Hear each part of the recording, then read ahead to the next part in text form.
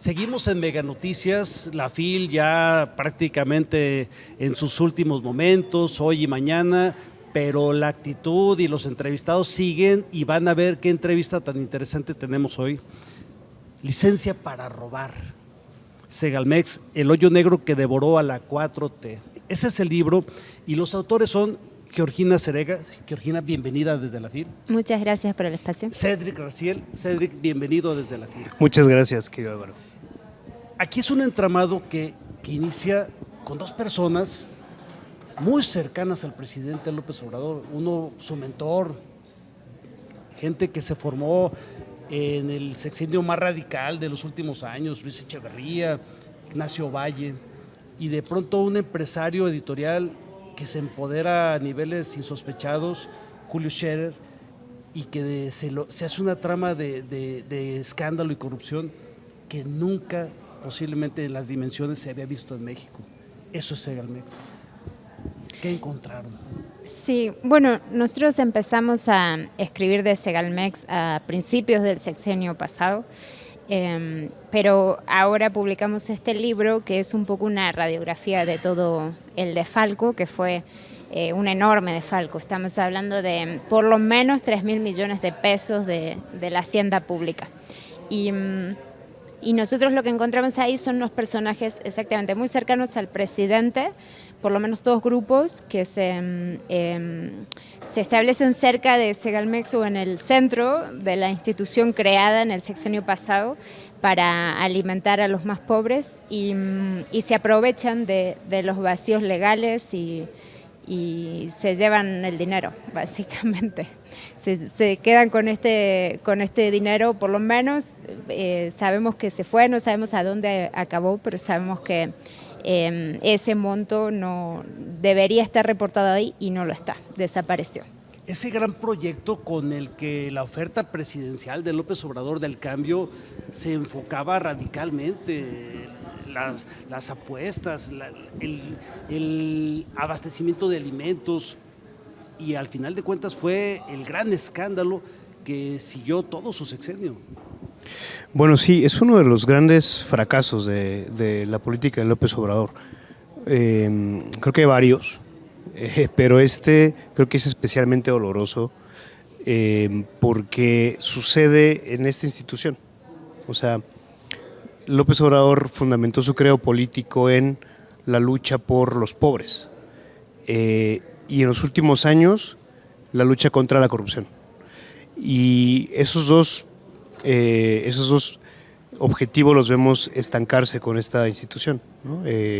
Allí donde él crea una institución para para pagar precios competitivos a los campesinos y para vender barato a las familias más pobres, se da el peor caso de desvío de recursos, que de por sí es malo, pero dándose aquí es peor.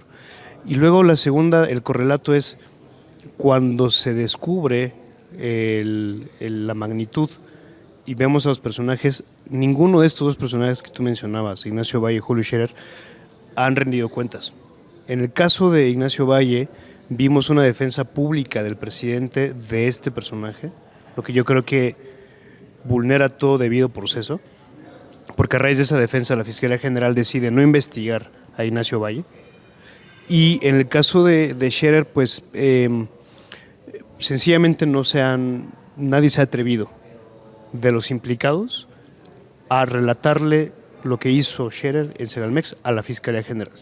Y en parte es porque pues le tienen miedo, ¿no? Es un personaje que fue muy influyente en el periodo de López Obrador, que lo sigue siendo, y pues es una especie de sombra ahí que sigue rondando. Pero bueno, no hemos llegado a ese punto de justicia todavía. Es decir, sigue siendo un pendiente de esta administración, de la pasada y de esta, pero bueno, ahora con estos cambios en la Fiscalía y demás, primero creo que vamos a tener que asentarnos, ¿no? en ver cómo arranca, pero ojalá sería deseable que este caso, que intentamos documentar lo mejor que se pudiera, que eso hicimos, pues sea un llamado de atención, ¿no? Que sea un asunto a resolver para las nuevas autoridades.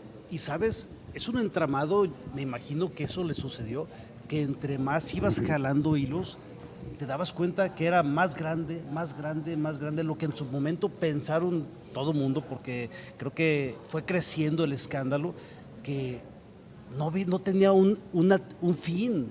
Habrías más empresas involucradas, el azúcar, en fin, los granos, era una vertiente de complejidad enorme, lo que al final se instituyó con un fraude de estas dimensiones como Segalmex.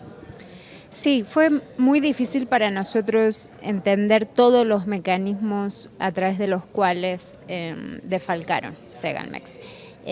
Y esto porque muchas veces en los casos de corrupción vemos un solo mecanismo que se utiliza para robar, pero en este caso Segalmex se crea dentro de las prisas para poder unir dos empresas que funcionaban aparte, que era Liconsa y Diconsa, y entonces se crea una estructura muy poco sólida.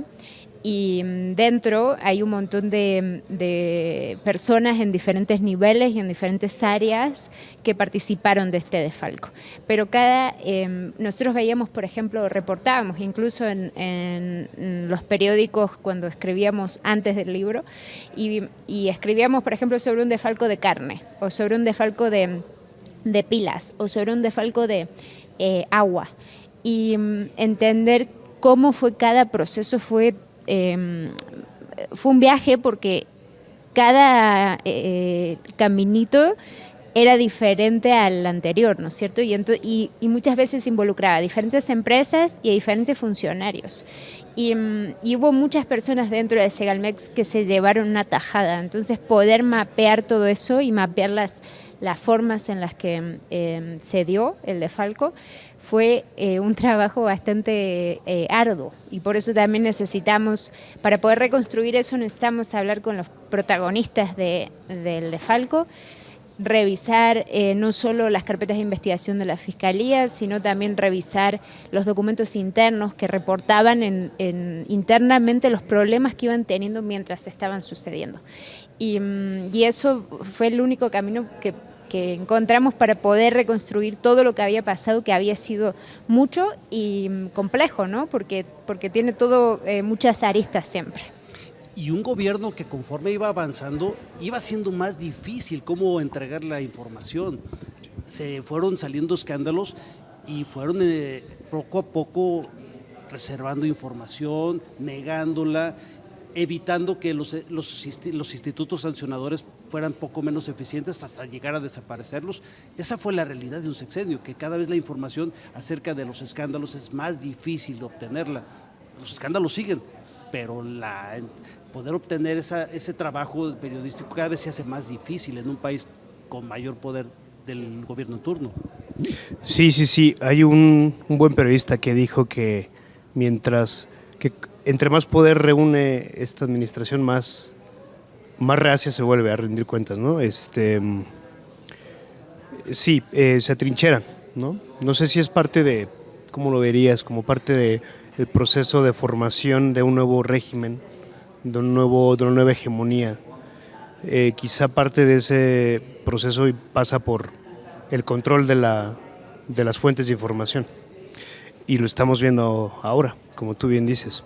Y esto pues, se vuelve problemático porque los periodistas cada vez más van a tener que depender de vías no institucionales, ¿no? Como para hacerse de la información. No me refiero a nada malo, a las fuentes, por ejemplo, ¿no? O sea, pero esto le impone un peso, un riesgo doble, tanto para esa fuente como para el periodista, ¿no? Y lo peor, yo diría que no es la opacidad del gobierno, sino la parte punitiva que viene con eso, es decir, la parte que viene de la revancha, ¿no? La denuncia a los periodistas, que vemos que en esta administración hay señales de control, censura en varios estados. Se está armando un andamiaje entre legislativo y judicial para censurar periodistas. Hay en esta feria periodistas que están demandados por parte de personajes aludidos en sus libros. Es decir, estamos en un momento para mí preocupante, donde lo que está en juego es la libertad de prensa, la libertad de informar, pero también la democracia misma, porque el periodismo cumple una función en la democracia. y parece que esta administración se siente bien dejando que eso ocurra, ¿no? Que este acoso, que este asedio contra los periodistas suceda. Y, insisto, yo me quedo con la preocupación latente, ¿sabes? Un país donde el periodismo está en grados de muertos y desaparecidos a los de zonas de guerra. El periodismo se está convirtiendo en una actividad de mucho riesgo. Sí, yo digo que es una actividad de resistencia muchas veces. Yo no soy mexicana, entonces para mí evaluarlo un poquito desde afuera me es más fácil, pero veo dos factores ocurriendo al mismo tiempo. Un escenario muy difícil para la prensa, para trabajar, ya sea por lo que enfrenta todos los días, desde violencia física hasta acoso judicial, ¿no es cierto? Hay en el medio un montón de cosas que pueden pasarle al periodista y que dificultan mucho nuestro trabajo, ¿no? O sea, hacen lo que es difícil aún más difícil.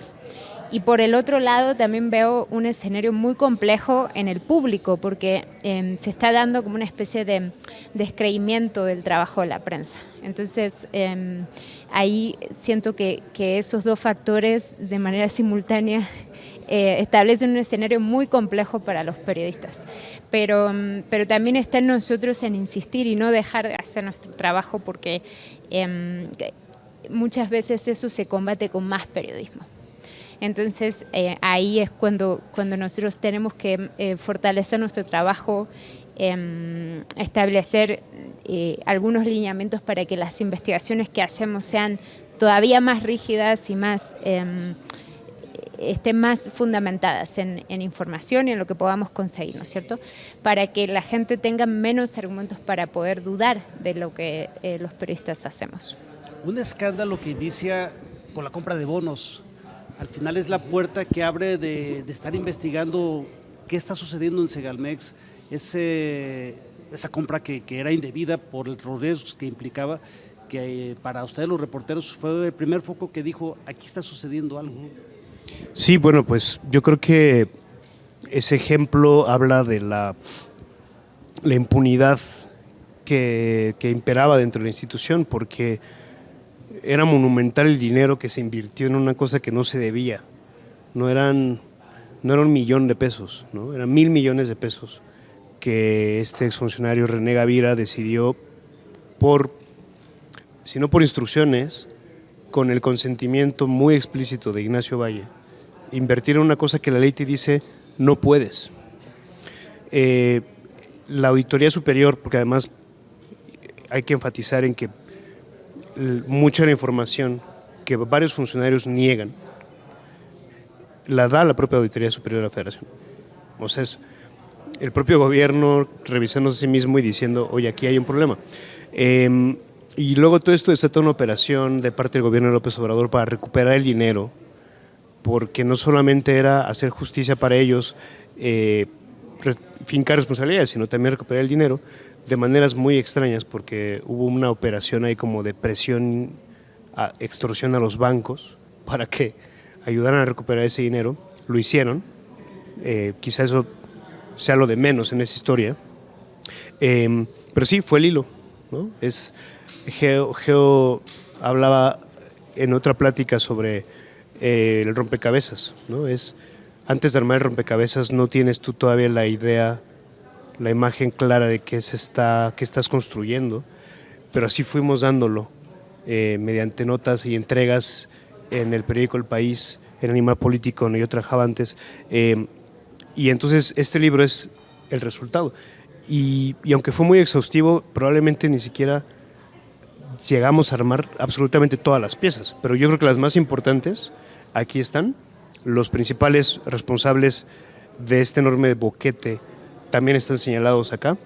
Ellos deberían rendir cuentas y a nosotros nos toca defender esto y lo vamos a defender hasta el final, este trabajo. Pues yo agradezco de verdad que estén aquí para compartir un trabajo tan profesional, porque son años, este libro es el trabajo de años, el trabajo valiente de ambos, y vale la pena que lo lean, Es un trabajo que van a ver con todo detalle el tamaño de lo que fue Segalmex para entender el primer gran escándalo de muchos otros que siguieron en el gobierno pasado y que hoy sigue en la impunidad.